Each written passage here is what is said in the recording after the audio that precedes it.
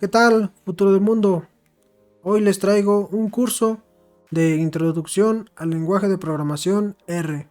Y antes de iniciar con el curso, quiero dejarles una breve introducción. Asimismo, les dejo el contenido del curso en la descripción por si quieren ir directo a alguna sección. Primeramente, mi nombre es Alexis. Tengo estudios en lenguajes de programación, estadística y un poco de desarrollo web.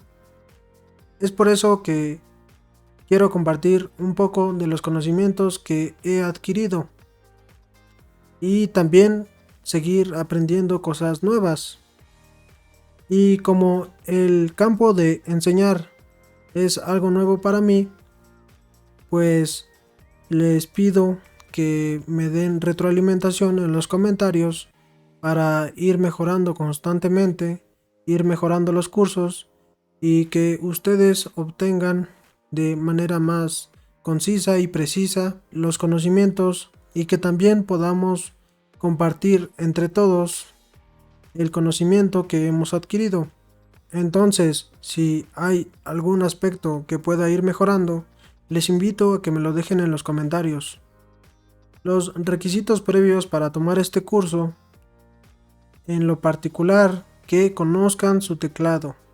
Que conozcan su teclado ya sea en laptop o escritorio, independientemente también del sistema operativo que utilicen. En mi caso, yo utilizo Windows 10 y para llevar a la práctica lo que vamos aprendiendo con este lenguaje o lo que vamos a ir viendo, les voy a dejar dos opciones. Una es descargando e instalando R y su entorno RStudio. Y otra opción es con las hojas de Google Colab. Les voy a dejar el enlace de un proyecto donde podemos correr código del lenguaje R. Esta opción la pongo porque en lo particular a mí me ha tocado enfrentarme a la situación de que en algunos cibers o en algunos sitios no te permiten instalar programas. Entonces esta me pareció la opción más rápida y más confiable de ir practicando con nuestro lenguaje, ya que muy seguramente o gran parte de la población tiene una cuenta en Google y por eso elegí esta opción. Y bueno, ahí tenemos las dos opciones, una es descargando, instalando R y otra es utilizando las hojas de Google Colab. Y todo eso les dejo los enlaces en la descripción. R, vamos a nuestro navegador de preferencia y buscamos R. Entramos a esta página, vamos a descargas y nos saldrán los servidores. Elegimos el servidor más cercano, en mi caso es México. Saldrán estas opciones, yo elijo Windows. Clic aquí y finalmente para descargar, clic aquí. Para descargar RStudio buscamos RStudio. Vamos a esta página.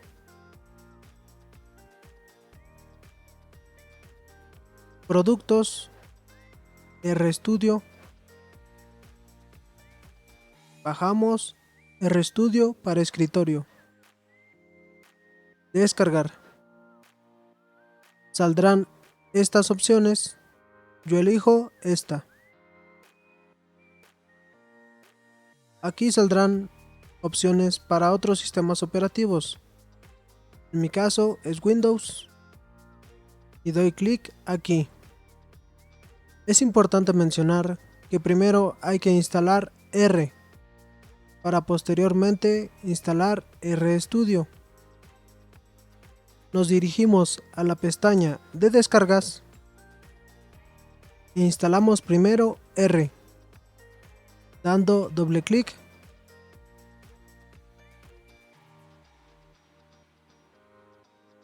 Seleccionamos idioma, siguiente. Si queremos cambiar la dirección donde se instalará el programa, cambiamos examinar. Si no, damos en siguiente. Siguiente, siguiente, siguiente y siguiente. Yo lo voy a cancelar porque ya lo tengo instalado. Luego instalamos RStudio.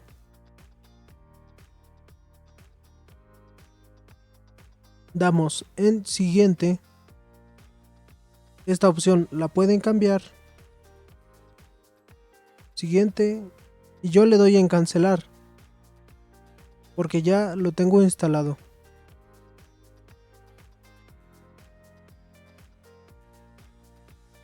Una vez instalado R y RStudio, abrimos RStudio. R es el lenguaje de programación. Este lenguaje fue creado para la ciencia de datos de aquellos tiempos. Y RStudio es un IDE, un entorno de desarrollo integrado. Es decir, que integra todo lo necesario para realizar nuestros proyectos y facilitar el trabajo. Dicho eso, lo primero que vamos a hacer es ir a archivo. Tenemos varias opciones. Le vamos a dar en nuevo archivo y un RScript. Esto también lo podemos abrir desde este icono de más, dando clic, y nos sale también la opción de RScript o con la combinación de teclas Ctrl+Shift+N. Yo les recomiendo que usen los atajos del teclado en las opciones que más utilicen. Y para ver todos los atajos podemos utilizar Alt+Shift+K y así nos saldrán los atajos del teclado.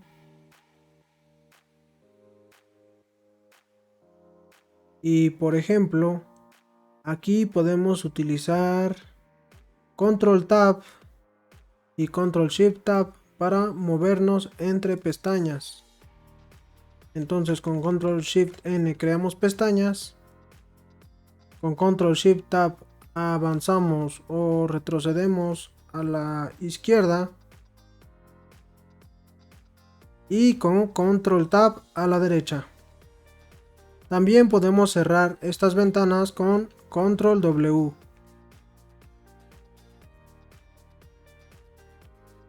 Y bueno, en nuestros RScripts lo que vamos a hacer es escribir y editar nuestro código. Luego en la parte de abajo, en la consola, se va a ir corriendo nuestro código y nos van a ir saliendo los errores y todo lo que implica. Luego de este lado tenemos algunas ayudas como son archivos, gráficos, paquetes, tal cual la ayuda, y para visualizar otro tipo de cosas. Luego en esta parte tenemos lo que es el entorno de las variables, el historial y las conexiones. Y vamos a escribir ahora un poco de código.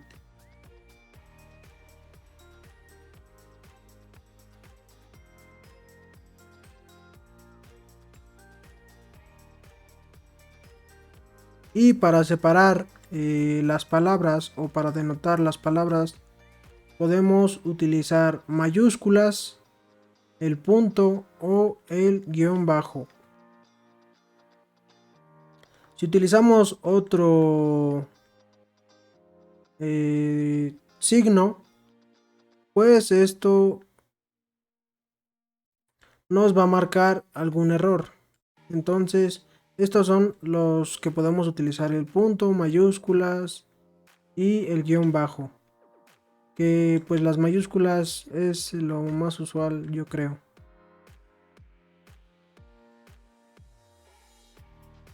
Y para correr nuestro código podemos ir a esta parte donde dice run y damos clic, y esto correrá la línea donde estaba nuestro puntero. O también lo podemos hacer con el teclado presionando control enter. También para correr nuestro código podemos seleccionarlo, y en este caso para seleccionar de manera rápida esta parte lo podemos hacer con control shift y las flechas, y corremos nuestro código. Y aquí, como podemos ver, nos va saliendo el resultado de la ejecución de lo que tenemos escrito arriba, porque lo mandamos a consola con estas instrucciones. Luego, si queremos correr todo nuestro código, lo podemos hacer con control shift enter, y esto va a correr todo nuestro código.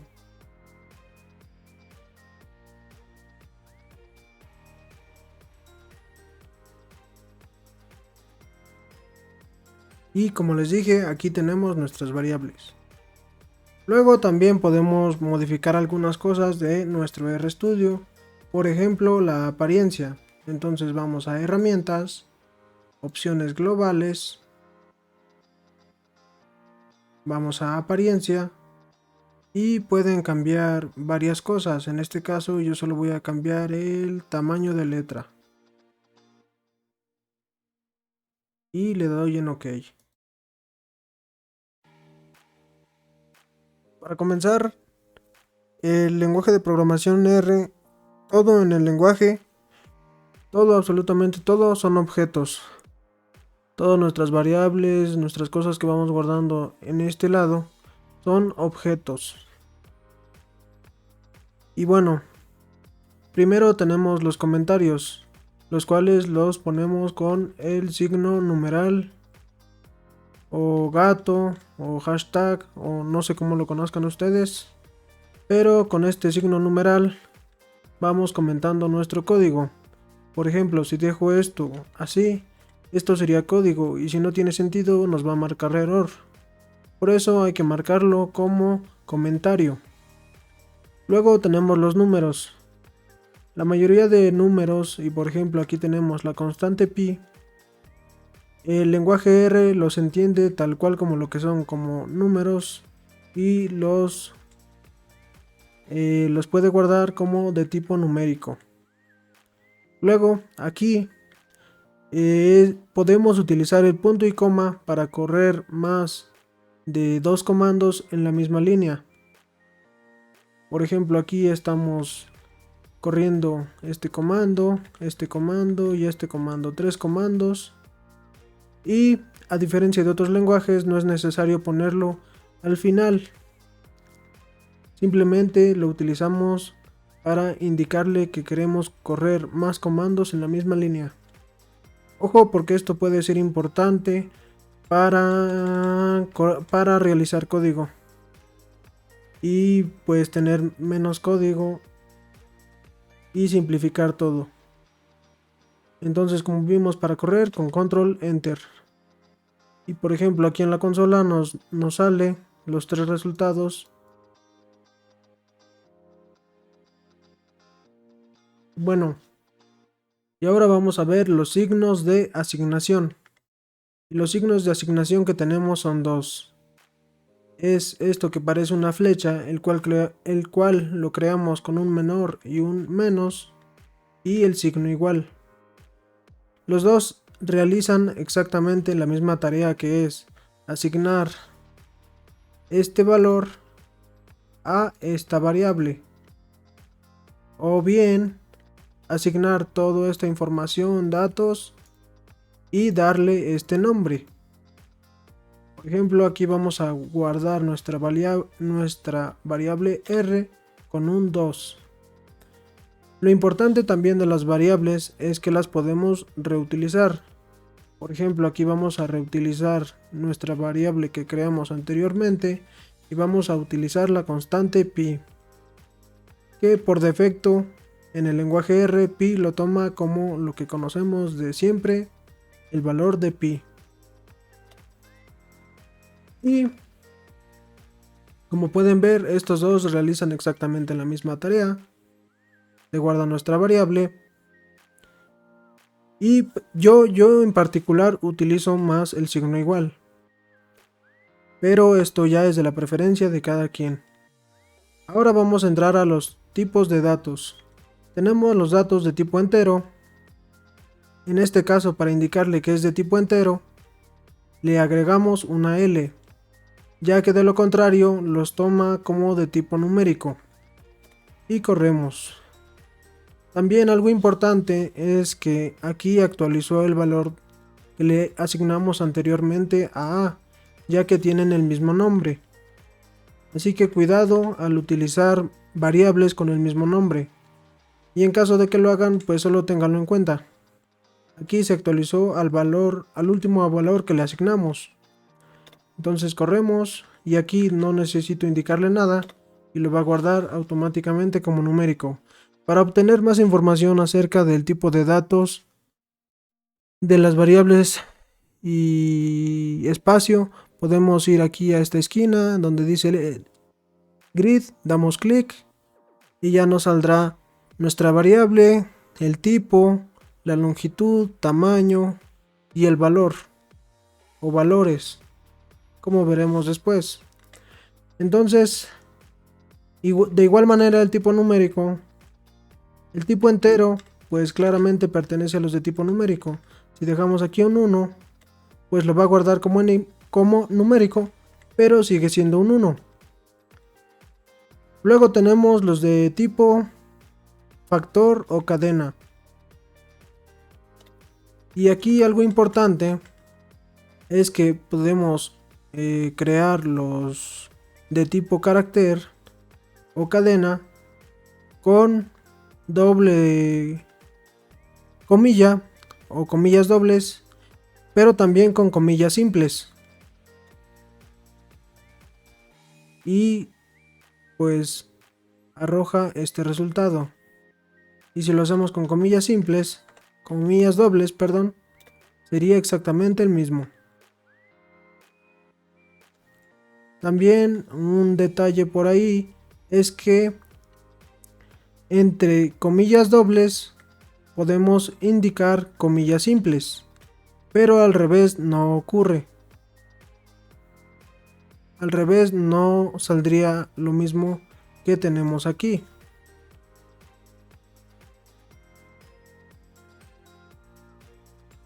Por ejemplo, aquí vamos a poner comillas simples que encierran a las comillas dobles. Y nos va a arrojar este resultado que no es lo que esperamos. Entonces lo regresamos a como estaba.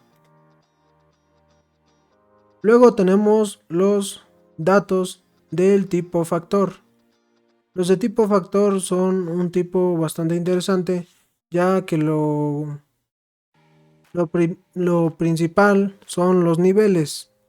Y estos niveles son en base al número o a las palabras que están repetidas en este tipo de dato o en este vector, pero ya hablaremos más adelante de vectores. Luego tenemos los datos booleanos, que son verdadero o falso, booleanos o lógicos, y luego tenemos los de tipo perdido, que estos tienen la peculiaridad de que son elementos perdidos. Pero también tenemos los de tipo nulo, que en este caso son objetos perdidos.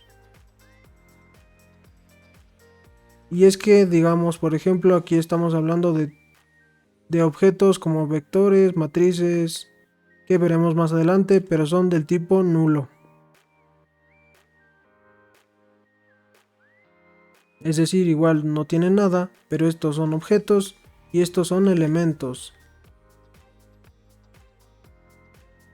Luego, en este caso, por ejemplo, podemos utilizar la función class para saber a qué tipo de dato o qué tipo de dato estamos utilizando.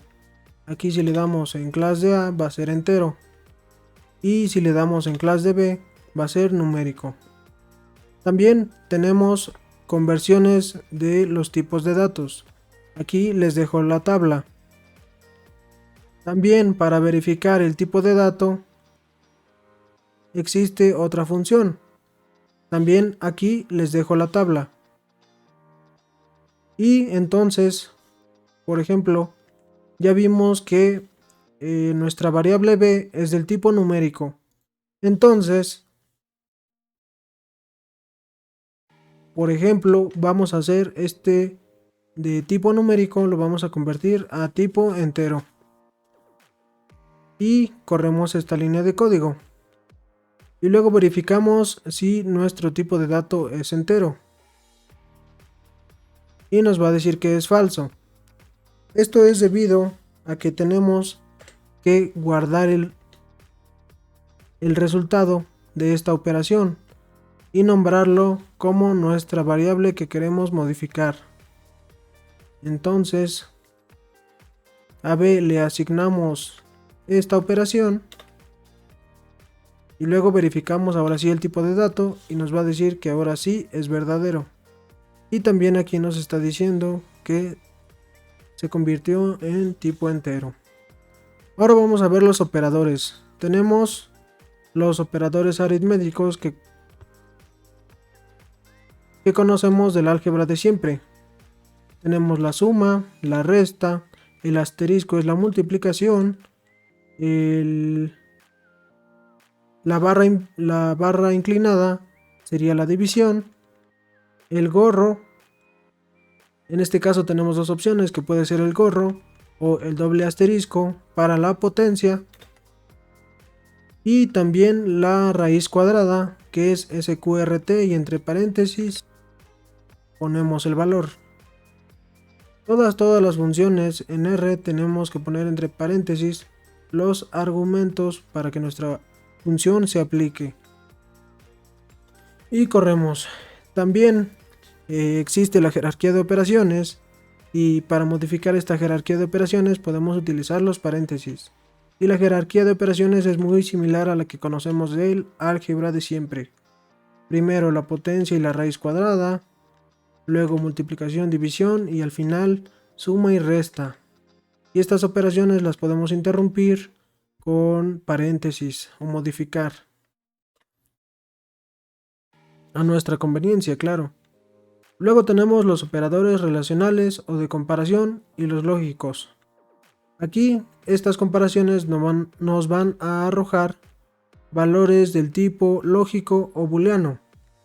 Entonces hacemos la comparación 5 es menor que 3 y esto claramente es falso. Para indicar menor o igual utilizamos un menor y un igual. Esto es bastante intuitivo. 5 mayor que 3, verdadero. 5 mayor o igual que 3, verdadero. En este caso, el doble igual nos sirve para comparar esto, si esto es igual a esto. Y aquí nos va a decir que es falso. Este es lo contrario, nos ayuda a indicar que si es que esto es diferente de esto.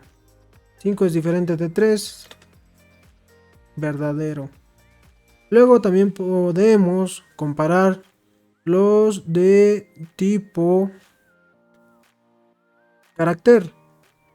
Y aquí la comparación la realiza, como veremos, aquí tenemos basa y vara. Entonces, aquí nos dice que basa es mayor que vara. Y esto es porque la S tiene un orden mayor que la R en el abecedario, y por eso nos está indicando que basa es mayor que vara. Entonces aquí, por ejemplo, tenemos B, y si le ponemos C, pues nos va a decir que es falso, porque la C es de orden mayor que la B. En pocas palabras, la C va después de la B. Simple. Y por eso nos arroja esta comparación. Luego tenemos el O, lógico. Y lo que hace este O es comparar esto y esto. Y si alguno de los dos es verdadero, toda la sentencia es verdadera. En el caso del ilógico, tenemos que las dos sentencias deben de ser verdaderas para que toda la sentencia sea verdadera. O comparaciones. Entonces si checamos 5 es menor que 3, es falso. Entonces esto, pero 5 es mayor que 3, entonces nos va a arrojar verdadero. Y luego, pues como uno de estos es falso, que es este, nos va a dar falso. También aquí tenemos lo que es la negación. Vamos a negar esto. Como vimos anteriormente, esto es falso, pero como lo negamos es verdadero. Y esta es la afirmación, que pues igual no tiene mucha lógica. Muy bien, luego vamos a entrar a lo que vienen siendo las estructuras de datos. Les dije que había vectores, y en particular los vectores vamos a decir que son de una dimensión, porque los puedes pensar como únicamente una columna de, no sé, el número de valores que quieras, pero solamente es una columna o una fila, como lo quieras ver. Una fila que puede tener n elementos. Entonces, por ejemplo, los números que estábamos viendo hace rato, esto viene siendo un vector, pero de un elemento, como podemos ver aquí. Y h, como son los nulos, son elementos, son de longitud 0, los de tipo nulo. Entonces aquí tenemos un vector de un elemento. Y para crear elementos existen muchas formas, muchas maneras. Aquí vamos a ver las más comunes. Por ejemplo, podemos crear una secuencia del 1 al 10 y para eso utilizamos dos puntos. O una secuencia de negativos a positivos, o una secuencia de fracciones a enteros, y estos son los resultados. Aquí algo importante destacar es que empieza en decimales y termina en decimales, pero ya no llega al 10. Luego también podemos crear secuencias de enteros a decimales. Y aquí lo interesante es que no crea la secuencia con decimales, son puros enteros. Algo importante a tomar en cuenta, ya que les puede ser de utilidad. También, como pudimos ver, de mayor a menor, de menor a mayor. Luego tenemos esta función C, es una C minúscula y lo que hace es combinar valores. Entonces aquí, por ejemplo, vamos a crear este vector con 5 elementos y aquí se guarda nuestro vector 0 y nos dice que es del tipo entero, ya que todos sus valores son del tipo entero. Luego, por ejemplo, vamos a reutilizar el vector que creamos anteriormente para crear otro vector y vamos a combinar nuestro vector anterior con estos valores y corremos y así quedaría nuestro vector. Luego también podemos crear vectores de tipo carácter, tipo lógico, tipo vacío.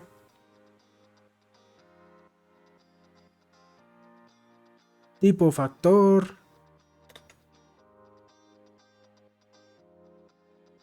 Y aquí en nuestro vector 2 pues nos indica que es de tipo carácter. Y por ejemplo aquí vamos a crear un vector que contenga varios tipos de datos. Entonces, por ejemplo, aquí vamos a crear el vector 3 y nos dice que nuestro vector 3 es de tipo carácter. Y esto es porque nuestros demás elementos los convirtió en tipo carácter. Pero por ejemplo, si quitamos este de tipo carácter y corremos, entonces nos crea un vector de tipo numérico. Y esto es porque primero le da prioridad al de tipo carácter, luego al de tipo numérico. Y finalmente, si quitamos el numérico, pues le va a dar prioridad al de tipo lógico.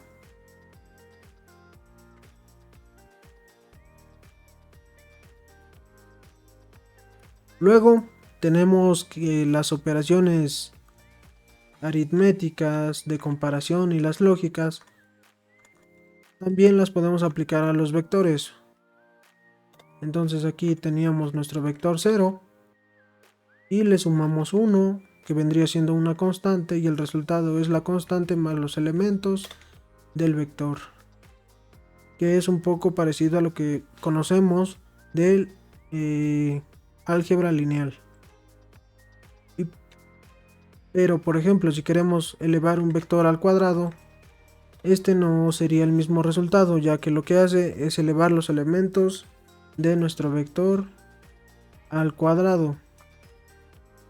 Pero por ejemplo los de comparación si lo realiza. Aquí tendríamos nuestro vector 1 y queremos saber cuáles son mayores que el 4. Entonces serían el 5, este y este, que vendrían siendo 4. Y tenemos verdadero, verdadero, verdadero y verdadero. Y los demás falsos. Luego también tendríamos algunas funciones que solo son aplicables a vectores. Por ejemplo, en este caso podemos utilizar la función length, que nos arroja la longitud de nuestro vector, en este caso del vector 0. Y también podemos utilizar la función class para saber a qué tipo de dato contiene nuestro vector. Y en este caso para nuestro vector 1 es del tipo numérico. Muy bien, y ahora vamos a entrar con las matrices. Y en este caso las matrices son de dos dimensiones, ya que tienen filas y columnas, y estas filas y columnas pueden tener el número de elementos, cualquier número de elementos. Entre más grande más espacio y pues todas esas cosas. Y entonces veremos, la manera más simple de crear una matriz es utilizando la función matrix. Y entonces para esto nuestro primer argumento le vamos a indicar un vector. Por ejemplo, en este caso va a ser una secuencia del 1 al 12 y así nos arrojaría nuestro resultado. Luego, por ejemplo, para indicarle el número de columnas, pues ponemos una coma y le indicamos que queremos que nuestra matriz tenga 3 columnas. También si quieren pueden poner una coma, presionan tabulador y pueden indicar el número de renglones, que también deberían ser 3 por 4, 12. Y así quedaría nuestra matriz. Luego, otra manera de crear matrices es combinando nuestros vectores con la función cbind. Y lo que hace esta función es unir por columnas los vectores. Aquí tenemos 3 vectores diferentes y lo que hace es esto. Este sería mi primer vector, mi segundo vector y mi tercer vector. Luego también podemos utilizar la función rbind y lo que hace es unir por renglones, muy similar a cbind, pero este es el resultado. Este sería mi primer vector, segundo vector, tercer vector y así. También las otras opciones de nuestra función matrix, como les dije, podemos utilizar número de renglones o número de columnas. En lo particular, con una es suficiente, y es que lo demás se debe completar automáticamente. Y también podemos indicarle que nuestra matriz, por ejemplo, tiene esta opción que es bRow, y lo que hace es ordenar por renglones. Aquí está en verdadero, y lo que va a hacer es esto, que va a ir llenando primero las filas de arriba hacia abajo. Y si le ponemos falso, pues va a ir llenando primero las columnas de izquierda a derecha. Y pues también podemos realizar las operaciones que conocemos del álgebra lineal, excepto la multiplicación de matrices, o lo que es lo mismo elevar al cuadrado una matriz, que en este caso lo que nos arroja son los elementos de la matriz al cuadrado. Luego también, por ejemplo, para aplicar la transpuesta, tenemos la función t, es una t minúscula, y corremos. Y simplemente lo que hace es transponer nuestra matriz. Aquí tenemos la original y aquí tenemos la transpuesta. Y también podemos aplicar cierto tipo de funciones a nuestras matrices. En este caso, si utilizamos la función length, nos contempla todos los elementos de nuestra matriz. Y si utilizamos la función dim, pues nos arroja un vector que contiene dos elementos, que en este caso aquí son las filas y estas son las columnas. Y para esto también existe la función ncol, que es el número de columnas, y nrow, que es el número de renglones.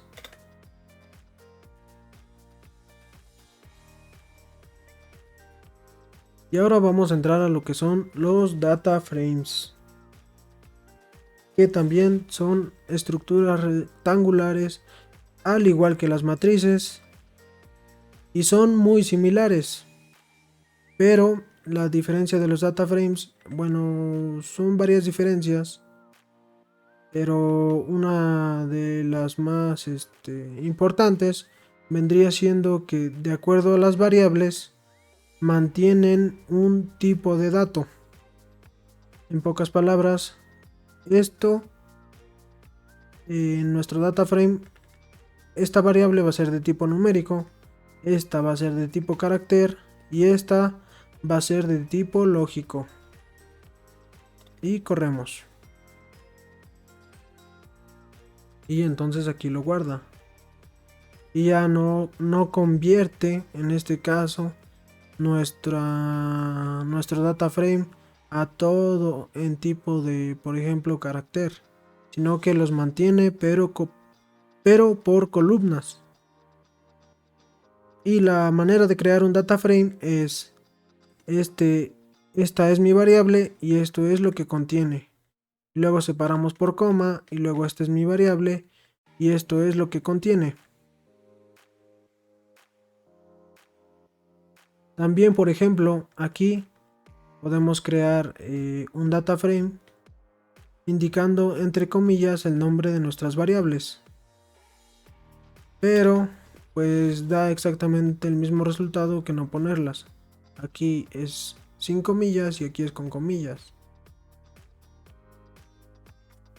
Y aquí, por ejemplo, podemos utilizar la función dim y nos da el mismo resultado que en una matriz, pero la función length únicamente nos da el número de variables que tiene nuestro data frame. Y ahora vamos a entrar a lo que son las listas.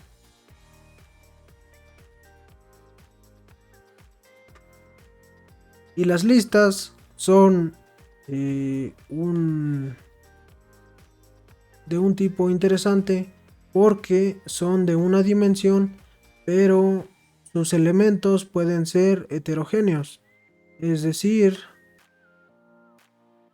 que pueden ser de varios tamaños, varias dimensiones. Y pues esto sería una lista. Por ejemplo, el primer elemento de nuestra lista va a ser un vector, el segundo va a ser una matriz y el tercero un data frame de los que creamos anteriormente. Y pues aquí estaría, este sería nuestro data frame, nuestra matriz y nuestro vector. Y también, al igual que los data frames, podemos utilizar comillas para indicar los nombres de nuestras variables o elementos, pero arroja exactamente el mismo resultado. También, aquí algo interesante es que podemos crear listas recursivas. Entonces, en esta lista podemos guardar listas.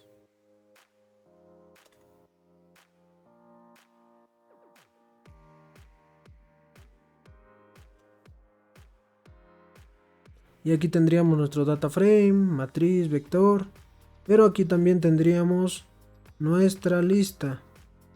Y entonces en nuestra lista, como guardamos la lista que creamos anteriormente, y esta contenía un vector, una matriz y un data frame, pues también se guardan. Y bueno, algo muy importante también es que podemos realizar conversiones entre los tipos de estructuras. Convertir matrices a data frames, vectores a matrices, vectores a data frames. Y aquí les dejo también cómo convertir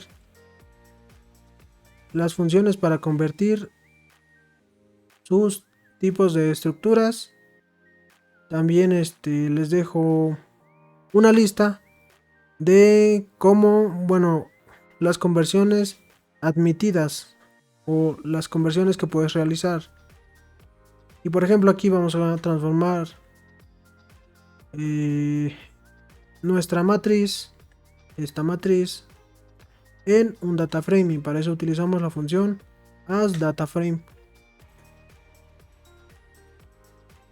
Luego, si revisamos que guardó, pues aquí estaría nuestra matriz, pero como data frame.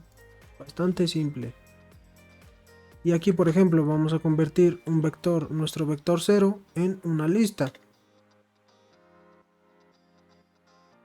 Y también, para verificar el tipo de estructura, pues utilizamos la familia de funciones es lista, o es vector, o es matriz, o es data frame, y corremos. Y ahora vamos a entrar a lo que vienen siendo los subconjuntos, que por ejemplo tenemos nuestro vector 1, y para acceder al elemento número 3 de nuestro vector, entonces abrimos corchetes y ponemos un 3, y esto nos va a dar nuestro tercer elemento.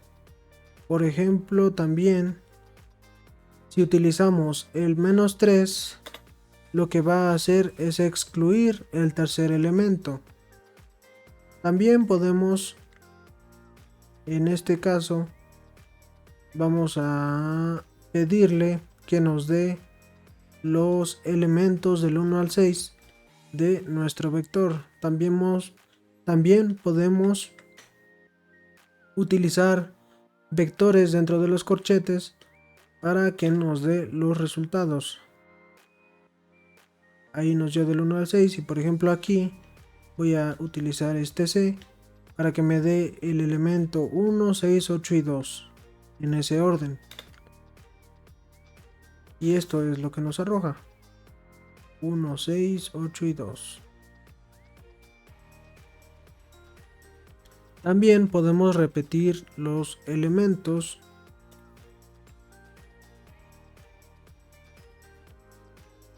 y, por ejemplo, si queremos excluir dos veces el 1, pues esto solamente lo va a hacer una vez. Solo nos va a arrojar un vector donde no aparece nuestro primer elemento. Luego vamos a entrar con las matrices. Aquí, como se trata de dos dimensiones, estos van a estar separados por comas. Aquí serían las filas y aquí serían las columnas. Entonces aquí le estoy pidiendo el elemento de la primera fila y de la segunda columna, que vendría siendo el 6. También podemos pedirle en este caso los elementos del 1 al 3 y los elementos 1 y de 3 al 5. O lo que es lo mismo, excluir el 2 y nos da el mismo resultado.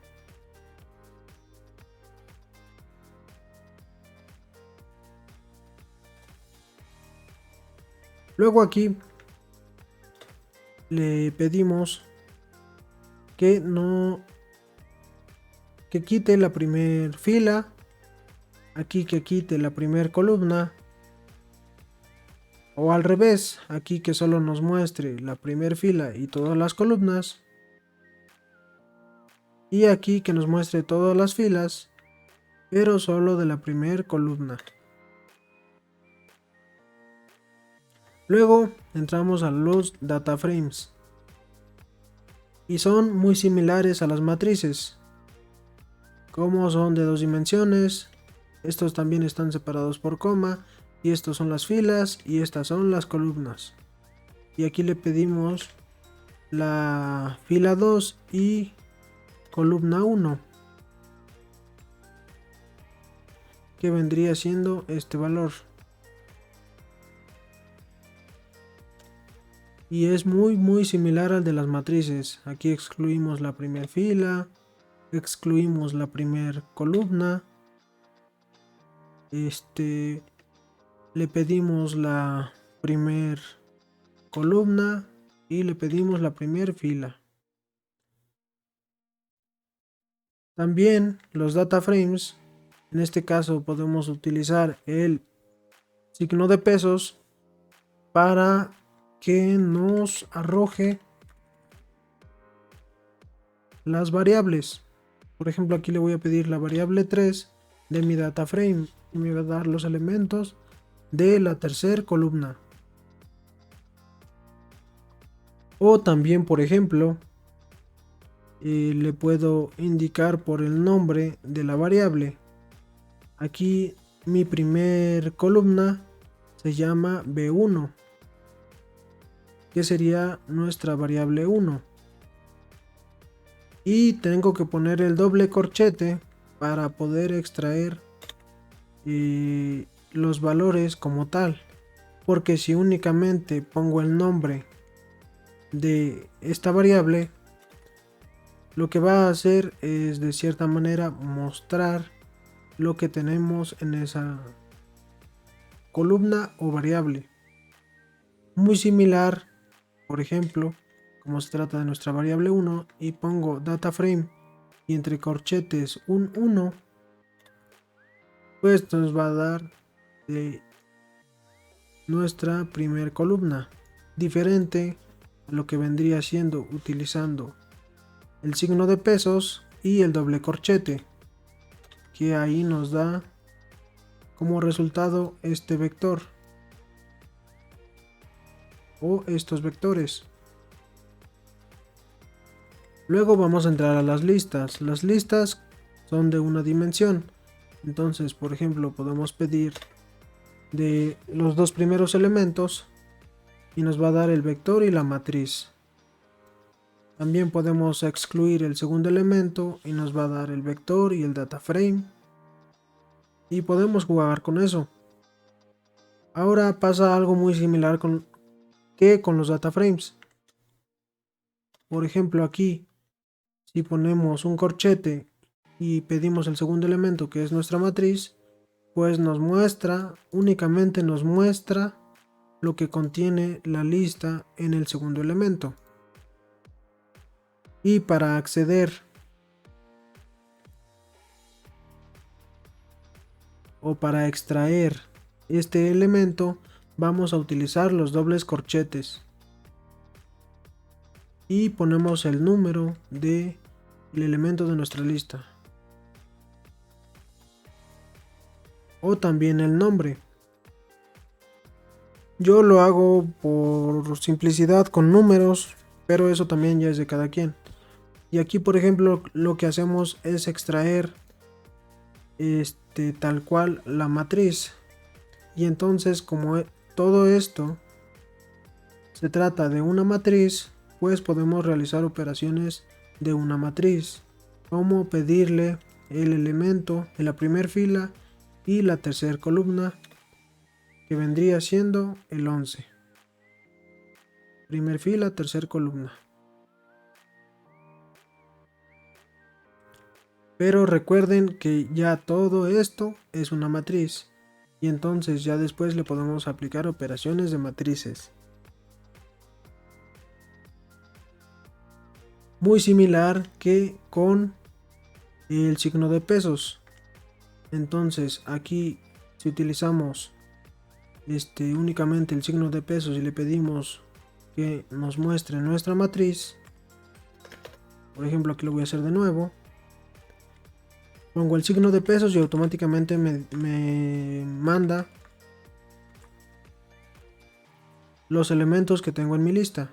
Entonces le voy a pedir la matriz y también lo extrae tal cual como una matriz, y entonces ya puedo realizar operaciones de matrices.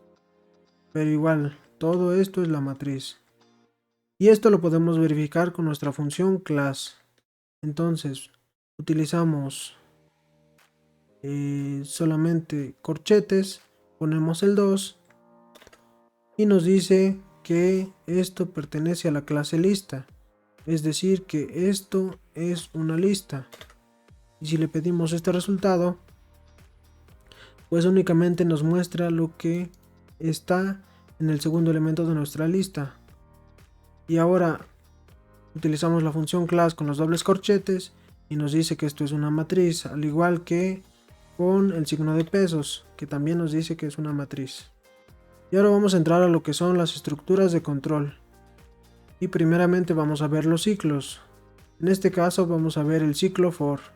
Y para esto vamos a crear una secuencia con esta función sec, que lo que va a hacer es, bueno, lo que le indicamos a esta función secuencia, le indicamos dónde empieza, dónde termina y de cuánto en cuánto va a ir creando la secuencia.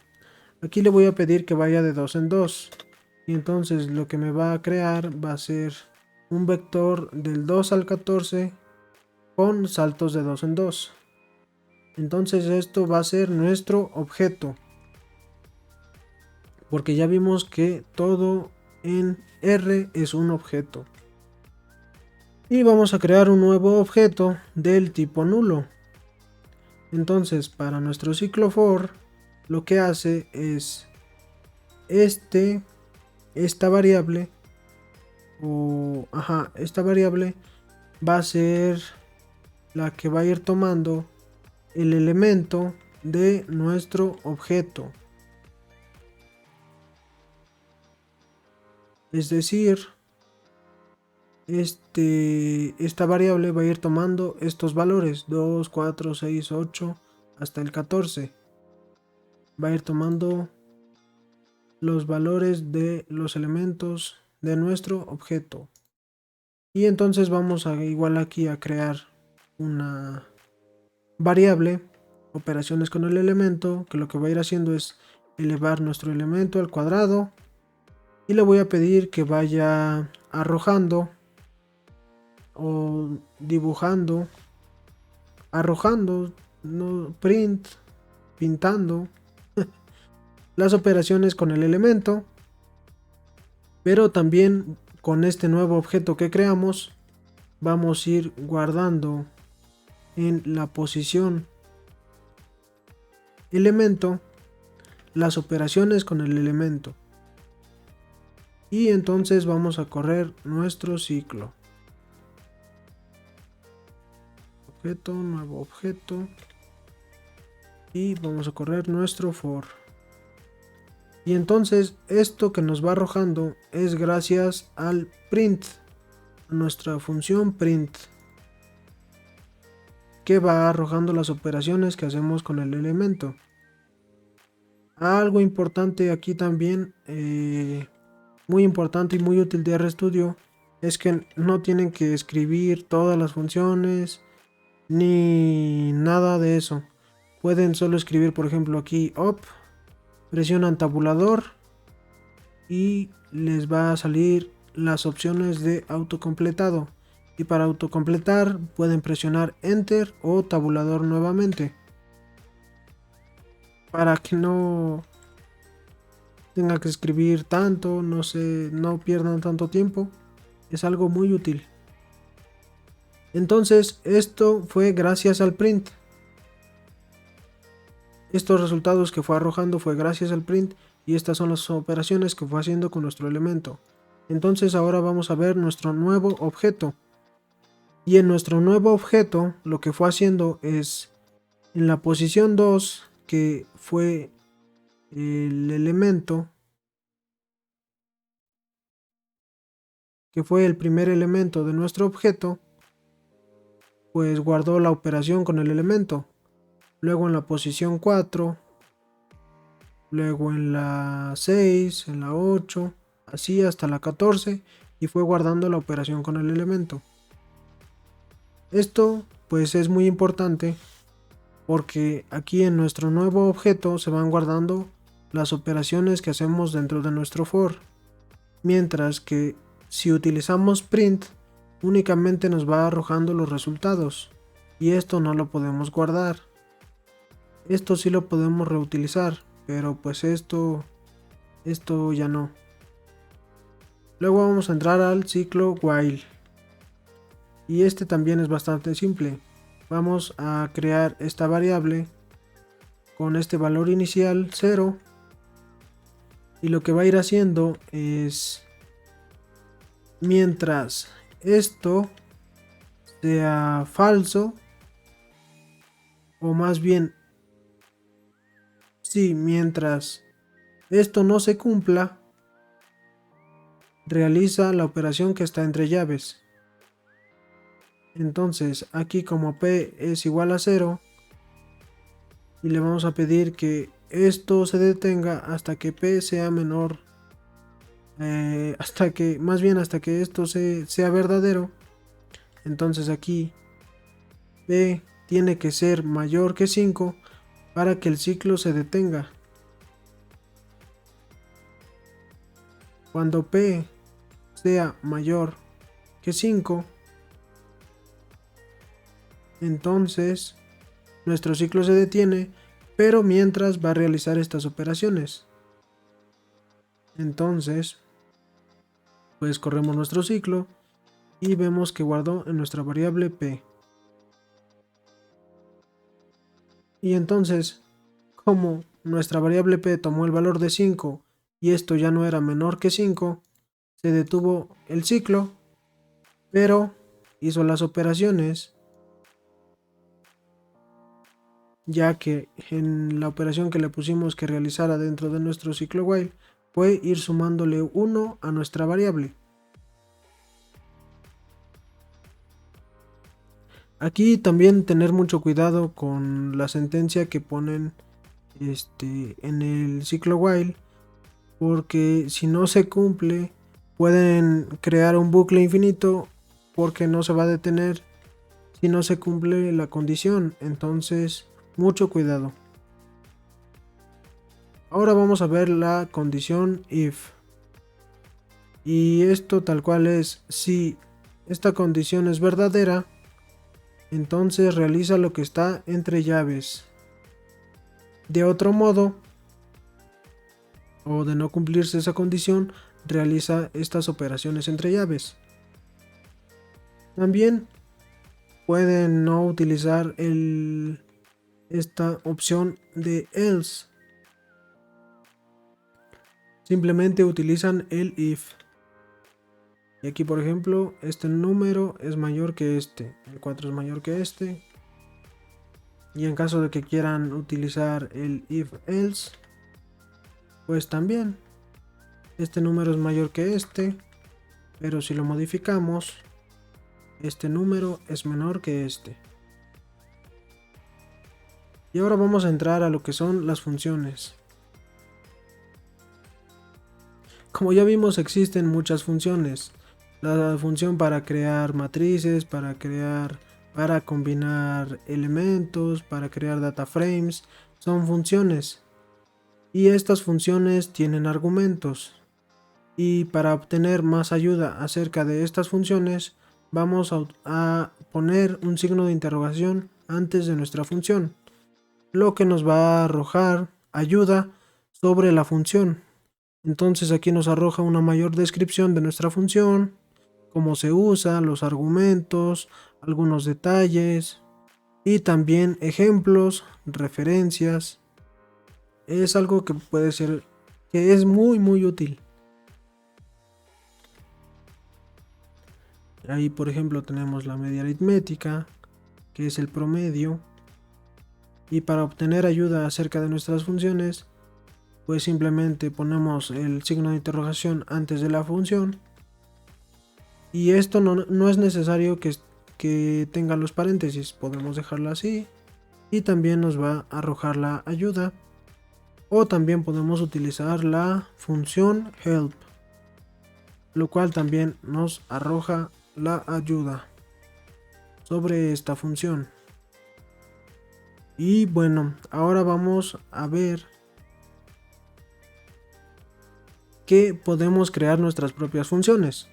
Y para esto, lo primero que tenemos que hacer es asignarle un nombre a nuestra función. Y para esto vamos a utilizar function para indicar que se trata de una función. Y entre paréntesis tenemos que poner los argumentos de nuestra función.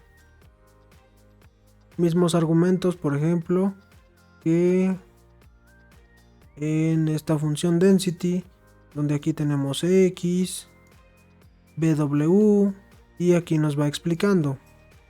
Entonces le pedimos argumentos y luego aquí ponemos las operaciones con los argumentos. También una forma sencilla de crear o dejar un tipo de ayuda o descripción a la hora de que creamos nuestras funciones es con comentarios. Podemos ir indicando lo que realizan estas funciones.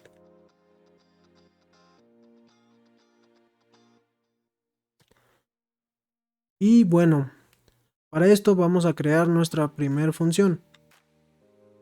Y lo que va a hacer nuestra función es elevar a la potencia una matriz. Y esto lo vamos a hacer de esta manera. Tenemos nuestra matriz y al multiplicar esta matriz por ella misma vamos a tener nuestra matriz al cuadrado. Y entonces, por ejemplo, si queremos la tercera potencia de nuestra matriz, entonces vamos a utilizar el resultado anterior y multiplicarlo por nuestra matriz, y así sucesivamente hasta la potencia i, donde multiplicaríamos nuestro resultado anterior, que sería el i-1, por nuestra matriz. Y para esto, lo primero que vamos a hacer es ponerle un nombre a nuestra función. En este caso le voy a poner una p por potencia y matrix, que sería potencia de una matriz. Y le voy a indicar que se trata de una función con este argumento que debe de ser una matriz y este valor, que en este caso le estoy dejando por defecto el valor 2. Ya veremos más adelante por qué le dejo el valor 2 por defecto. Y entre comillas las operaciones. Y entonces aquí voy a utilizar los comentarios para pedirle que n debe ser un número, no un vector de más de un elemento. Entonces simplemente le voy a pedir que n debe ser un número. Luego, importante, n debe de ser un número mayor o igual que 2.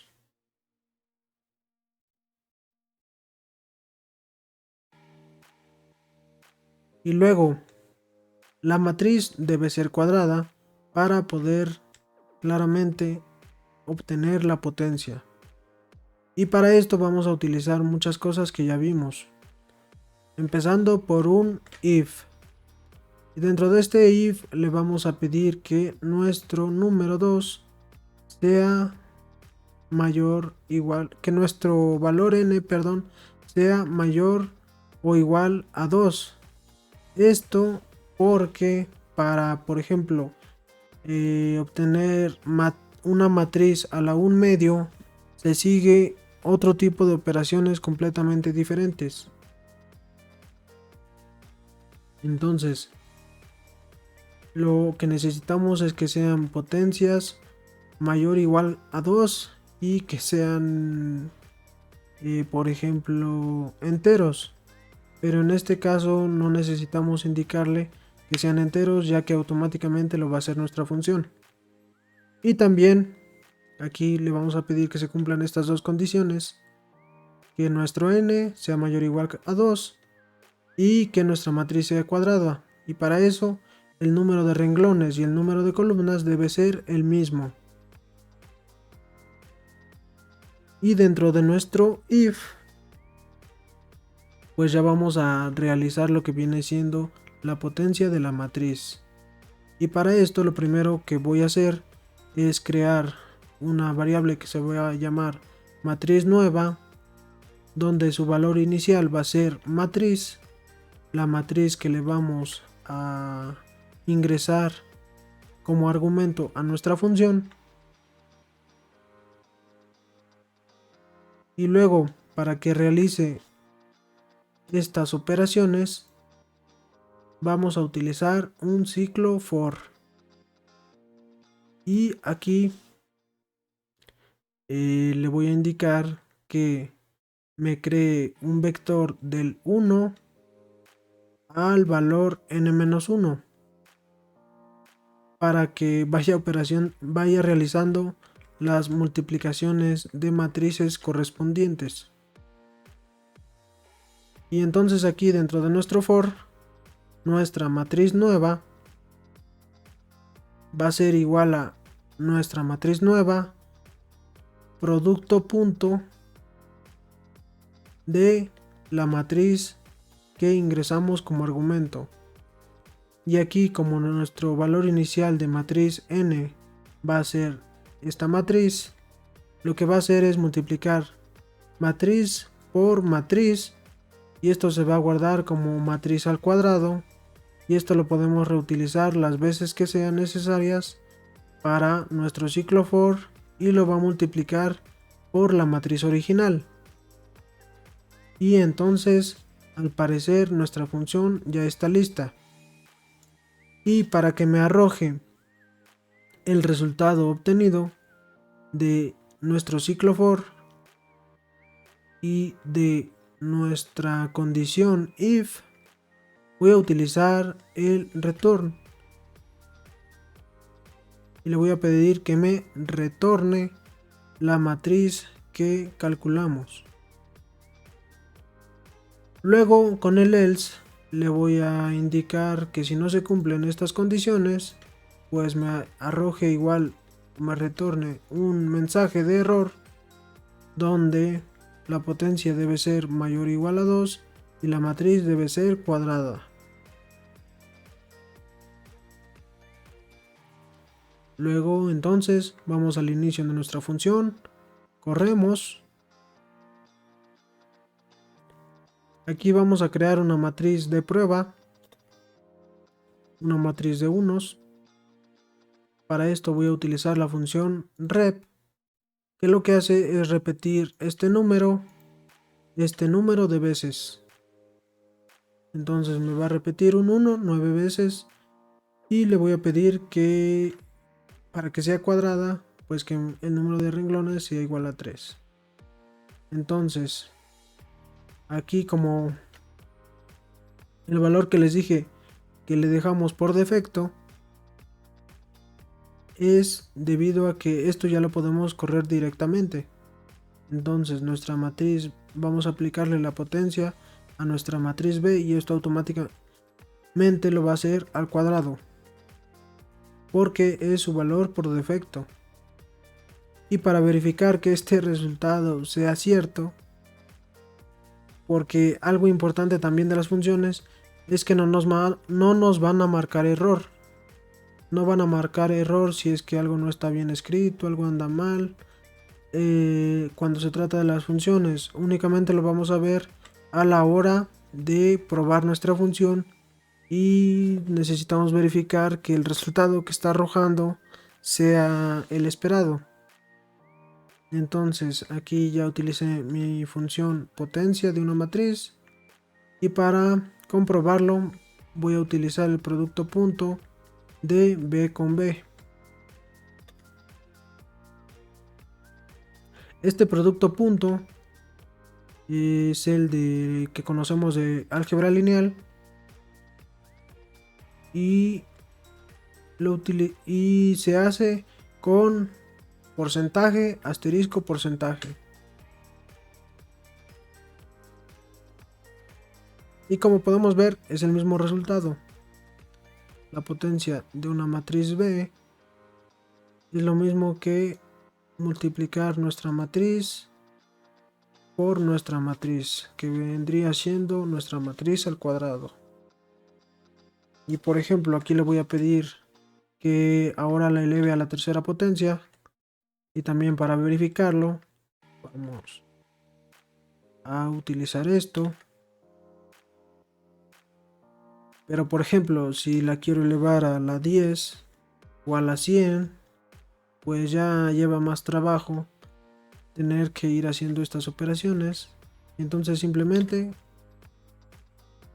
puedo ver la décima potencia de mi matriz. Y por ejemplo aquí voy a realizar otra comparación para ver si a la cuarta me obtienen el mismo resultado ambas. Y se puede ver que sí. Entonces puedo concluir que mi función está trabajando correctamente. Aquí les voy a mostrar un ejemplo un poco particular. Entonces tenemos esta matriz y queremos obtener la potencia de nuestra matriz a la 2021 y corremos. Y entonces aquí lo que nos está arrojando es el mismo resultado que el anterior. Entonces algo está pasando. Y si elevamos al cuadrado esta matriz, nos da la matriz identidad. Y al multiplicar la identidad por la original, pues nos va a arrojar la original.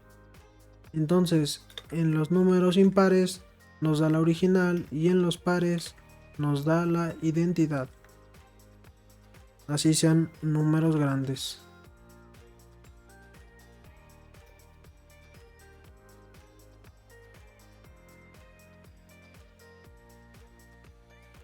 Luego aquí también podemos reutilizar lo que son las funciones dentro de otras funciones. Para esto, por ejemplo, vamos a crear otra matriz, otra función, perdón, que se va a llamar múltiple potencia de una matriz. Yo lo abrevié así. Y aquí pues igual le pedimos como argumento una matriz, pero aquí le vamos a pedir como segundo argumento un vector. Aquí por defecto le voy a dejar de del 2 al 5. Y entonces para esto voy a crear un nuevo vector que va a tener una secuencia del 1 a la longitud del vector que le ingresemos como argumento. Y también voy a crear una lista, y para esto voy a utilizar la función hasLista mi nuevo vector. Esta lista va a servir para ir guardando los resultados de las operaciones con la función que creamos anteriormente. Entonces nuestro ciclo for va a ir aquí nuestra variable i va a ir tomando los elementos de nuestro nuevo vector, y en nuestra lista, por ejemplo aquí en el primer elemento, en el elemento 1, va a realizar la operación de la potencia de una matriz, de la misma matriz que ingresemos en este caso para esta función, pero en este caso con el primer elemento de este vector que estamos ingresando. Por ejemplo, aquí sería el 2. Entonces el primer elemento de este vector, el elemento número 1 de este vector vendría siendo el 2, y lo que va a hacer es elevar nuestra matriz a la potencia 2, luego a la 3, luego a la 4 y así hasta la 5. Y le voy a pedir que me regrese este resultado que se guardó en nuestra lista. Y entonces corremos. Y para esto vamos a utilizar nuestra matriz que creamos anteriormente. Utilizamos nuestra función máxima múltiple potencia de una matriz y corremos. Y entonces esto fue lo que guardó.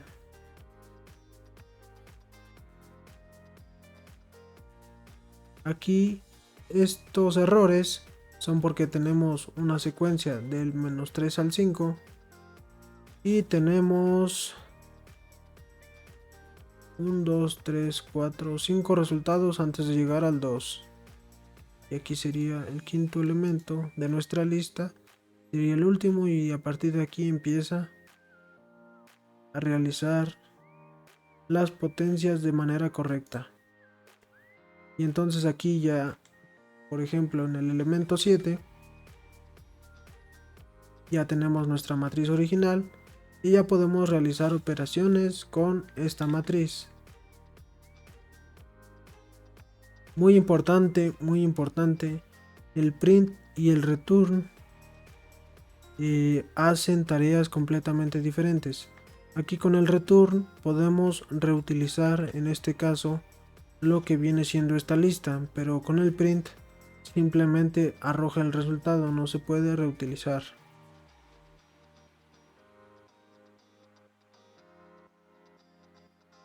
Y el return lo podemos utilizar dentro de funciones y creo que también de condiciones.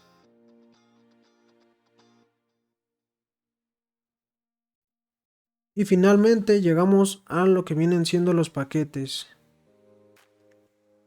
Y es que al crear nuestras propias funciones, o cuando otras personas crean funciones, crean más opciones dentro de R más paquetes,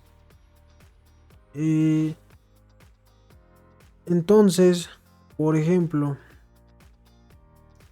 si nosotros creamos, como aquí creamos una función, podemos crear paquetes con las funciones que hemos creado para que otras personas las utilicen. De manera similar, otras personas crean sus paquetes y tú puedes utilizar los paquetes de otras personas. Y entonces para instalar paquetes podemos utilizar esta función install.package y el nombre del paquete que quieres instalar entre comillas, o simplemente vamos a esta parte de paquetes, damos en instalar y escribimos el nombre del paquete en el cual estás interesado. Y por ejemplo aquí ya de por sí te salen muchas opciones, simplemente al escribir te salen opciones y ya tú decides cuál es la que quieres instalar. Y entonces simplemente seleccionas, le das en instalar y ya estaría. Luego también algo muy importante para poder utilizar las funciones que traen estos paquetes o librerías, debes incluirlos en tus entornos de trabajo con la función library y el nombre del paquete o la librería que deseas utilizar. También muy importante, para pedir ayuda acerca de este paquete vamos a utilizar la función help y tenemos que especificar que se trata de un paquete. Entonces paquete y el nombre del paquete, y eso sería todo. Por ejemplo aquí vamos a correr esto y aquí nos sale la ayuda de todas las funciones que trae esta librería o paquete de readr, que es read rectangular text data, del cual hablaremos más adelante, pero es muy útil y muy simple utilizar las funciones que otras personas han creado. Y también tú puedes compartir tus propias funciones y poder ayudar a esta comunidad. Es algo muy bonito de dentro del software libre, que pero también tiene sus pros y sus contras, pero es muy útil. Hay gente que ayuda bastante en foros y pues de eso se trata. También yo por eso creo estos cursos, porque definitivamente ya existen muchos, pero creo que también puedo aportar algo, y yo creo que tú también puedes aportar algo. Por eso también te invito a que me dejes tus comentarios respecto al curso, si estás interesado en aprender otras cosas, que lo comentes. Estoy seguro de que tú también sabes otras cosas, porque todos, absolutamente todos sabemos algo más que otros. A mí, por ejemplo, me gusta mucho, me llama mucho la atención el tema de optimizar el código, de que entre menos código tengas, mejor, pero realizando las mismas tareas. Es algo que a mí me llama mucho la atención, me gusta mucho la simplicidad, y desafortunadamente pues no me da tiempo a aprender muchas cosas. Entonces lo que yo sepa, yo te lo comparto, y también si tú tienes algo, pues compártelo con los demás en los comentarios. Y esto se trata de ayudarnos mutuamente y crecer, seguir creciendo, seguir aprendiendo y nunca parar de aprender. Bueno, eso sería todo. Si les es de ayuda, compártanlo a sus colegas, denle like y suscríbanse.